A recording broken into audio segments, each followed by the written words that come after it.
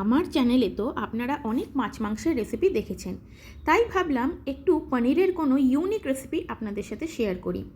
নমস্কার বন্ধুরা, আমি রাজেশ্বরী চলে এসেছি নতুন একটি ভিডিও নিয়ে। খেতে বড় ভালোবাসি আপনাদের প্রিয় এই চ্যানেলে।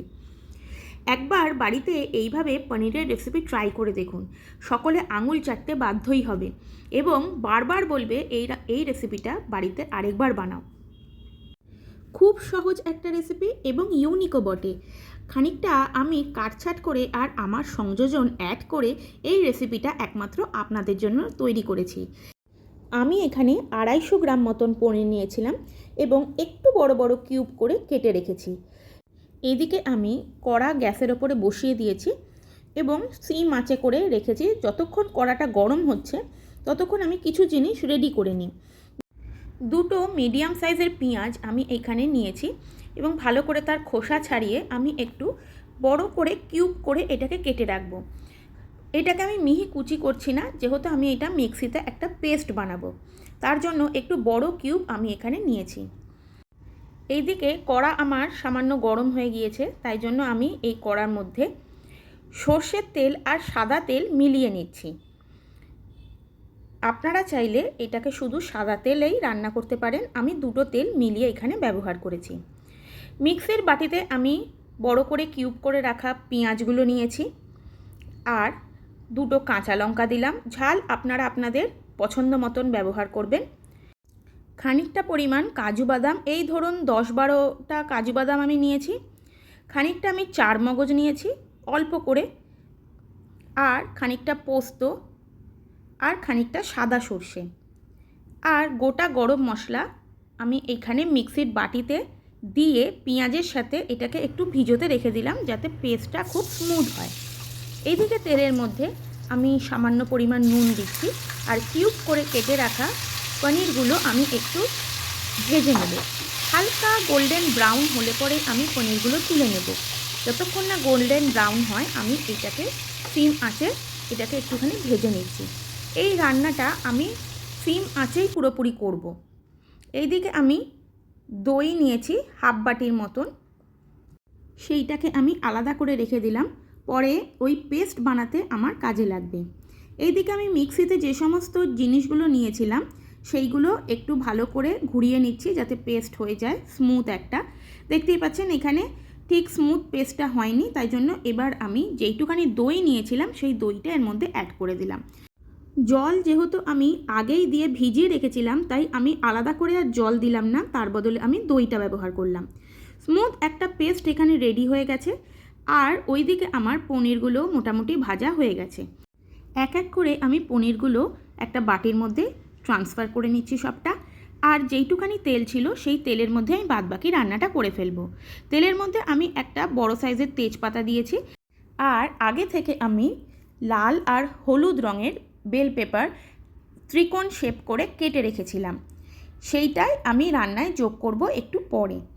তেল যতক্ষণে গরম হয়ে যাচ্ছে আমি তখন ওই পেস্টটি, যেটা পেঁয়াজ সর্ষে পোস্তর যে পেস্টটা ছিল, সেইটা আমি কড়ার মধ্যে ঢেলে দিলাম।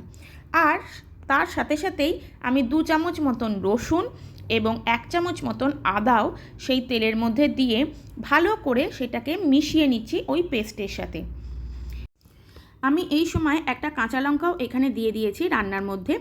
আপনারা ঝাল আপনাদের ইচ্ছা মতন দিতে পারেন। ভালো করে এই মিশ্রণটা তেলের মধ্যে কষাতে দিতে হবে। সিম আঁচ করে এখানে রাখবেন, তা না হলে কিন্তু তলা ধরে যেতে পারে রান্নার। এইদিকে আমি মিক্সির বাটি ধোয়া জল একটা আলাদা পাত্রের মধ্যে ঢেলে রাখলাম। খুব বেশি জল আমি এখানে এই রান্নায় ব্যবহার করছি না, ওই বাটি ধোয়া যে জলটা থাকবে সেই জলটাই আমি এখানে দেব। এইদিকে যেই বেল পেপারগুলো আমি ট্রায়াঙ্গেল শেপ করে কেটে রেখেছিলাম সেটা রান্নার মধ্যে যোগ করে দিলাম। আপনারা চাইলে এখানে ক্যাপসিকামও অ্যাড করতে পারেন। আমার কাছে বেল পেপার ছিল, তাই আমি শুধু বেল পেপার দিয়ে এটা রান্নাটা করছি। বেল পেপারটা গ্রেভির সাথে ভালো করে নাড়াচাড়া করে নেওয়ার পর আমি সাথে সাথেই পনিরগুলো অ্যাড করে দিলাম। এইবার পনির আর বেল পেপারটা ভালো করে গ্রেভির মধ্যে মিশিয়ে নেব। এরপর আপনারা স্বাদ মতো নুন আর চিনি এখানে ব্যবহার করবেন। আমি সামান্য পরিমাণ চিনি এখানে দিয়েছিলাম স্বাদটা ব্যালেন্স করার জন্য। আর দিলাম 1 চা চামচের মতন এখানে গোলমরিচ। গোলমরিচ দিলে এখানে একটা বেশ সুন্দর গন্ধ আসে এবং স্বাদটাও কিন্তু খুব ভালো হবে এই রান্নার।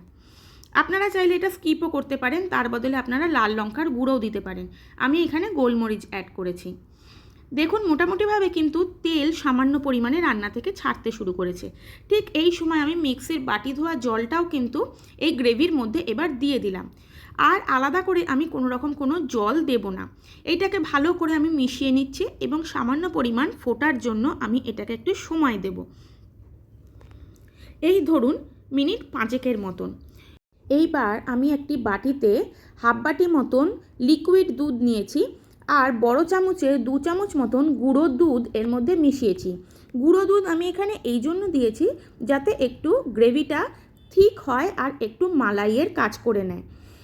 দুধ ভালো করে গ্রেভির মধ্যে মিশিয়ে নেবার পর আমি সামান্য পরিমাণ গুঁড়ো গরম মশলা আমি এখানে যোগ করলাম। রান্না আমার অলমোস্ট ডান। দেখুন গ্রেভিটা খুব বেশি কিন্তু পাতলা এখানে নেই। এরম অবস্থায় যদি আমি নামিয়ে রাখি তাহলে যখন ঠান্ডা হবে রান্নাটা তখন কিন্তু গ্রেভি মোটামুটি জমে যাবে। রান্নাটা নামানোর আগে আমি এখানে 2 চামচ ঘি যোগ করলাম। এই ঘি দিলে একটা বেশ সুন্দর অ্যারোমা এখানে ছাড়তে শুরু করবে আর রান্নাটার টেস্ট কিন্তু আরও সুন্দর হয়ে যাবে। এই হোয়াইট গ্রেভি পনির আপনাদের কীরকম লাগলো অবশ্যই কিন্তু কমেন্ট করে আমাকে জানাবেন। আর আমি আপনাদের অবশ্যই করে বলবো এই হোয়াইট গ্রেভি পনির আপনারাও বাড়িতে ট্রাই করে দেখুন। রান্নাটি যদি ভালো লেগে থাকে তাহলে অবশ্যই লাইক সাবস্ক্রাইব করে পাশে থাকবেন। আপনাদের একটি লাইক আমাকে এগিয়ে যেতে অনেকটা অনুপ্রাণিত করবে। ধন্যবাদ।